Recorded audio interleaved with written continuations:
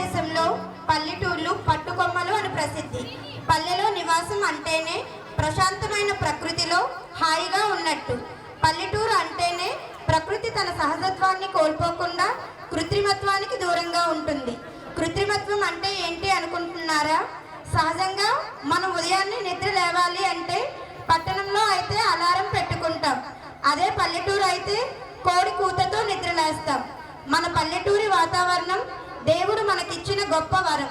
కష్ట సుఖాల్లో తోడుండే ప్రజలు, కంటి పాపలా చూసే పెద్ద దిక్కులు. పల్లె అంటే అందం, పచ్చని పంట పొలాలు, కల్మషం లేని మనుషులు. ఇలా పల్లెటూరు కోసం ఎంత చెప్పినా తక్కువే. అలాంటి అందమైన ప్రశాంతమైన పల్లెటూరి జీవితాలను గూర్చి మనకు తెలియజేయడానికి ఊరు పల్లెటూరు అంటూ మీ ముందుకు వచ్చేస్తున్నారు మా శ్రీ వెంకట్ విద్యాపీఠ్ స్టూడెంట్స్.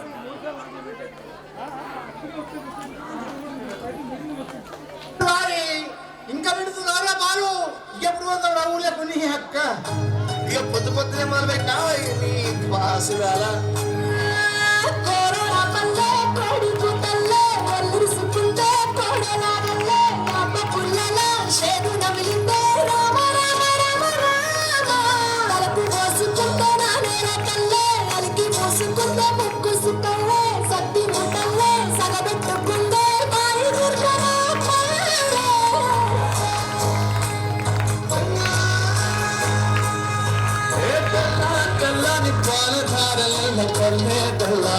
తెల్లారుతుంటదిరాని గంటలు కారెట్ల నడలోన చింతగా మోగుతూ ఉంటాయిరా.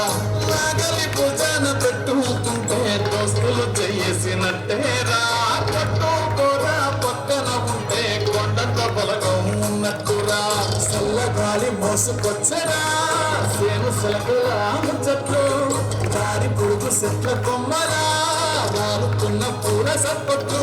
గట్టి మోపులు కాల్వగట్టులు సమట సుక్కల్లో తడిసిన ఈ మట్టి గంధాల.